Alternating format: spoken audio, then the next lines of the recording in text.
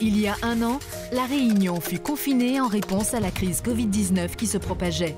Leclerc Réunion a dû s'adapter dans des temps records.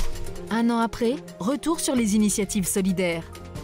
Les écoles sont fermées, les cantines ne fonctionnent plus, donc toute notre production de chouchou reste sur les pieds et la production n'attend pas. Là, en 15 jours, j'ai jeté 5 tonnes de bananes. Pas de vente, on se retrouve avec 15 jours de production sur les bras. Ne voyez pas comment j'ai fait avec mes bananes si moi, n'avais pas eu ce créneau-là.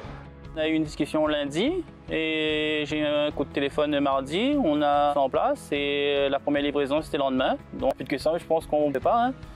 Quand j'ai appelé, ils sont venus tout de suite nous voir, ils sont venus nous épauler, visiter notre exploitation, visiter les produits que nous fabriquons. Depuis que moi j'ai commencé, moi dois faire livrer à peu près 2 tonnes. Ils ne compensent pas ce que moi j'ai perdu, mais il y a toujours l'agriculture. Mais là, ils pensent que moi est parti sur une bonne lancée avec Leclerc. Comme ils remercient Azote aussi d'avoir déjà pris mes produits.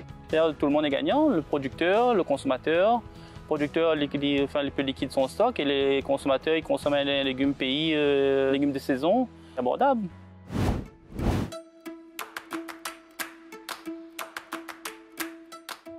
C'est génial, c'est quelque chose qui me convient parfaitement. Oui, j'ai fait les courses pour 2 personnes et je n'aurais jamais pu faire ça toute seule.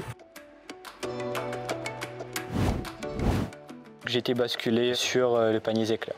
Le concept en lui-même, il a été mis en place en très peu de temps, dans un besoin d'urgence de la part de notre clientèle. C'est notre manière à nous d'apporter notre contribution à ce qui se passe en ce moment. Bien sûr, à chaque client, on demande s'ils ont des suggestions à apporter au niveau des paniers qu'on propose. On essaie de contenter tout le monde. C'est difficile, tout est lu, tout est pris en compte.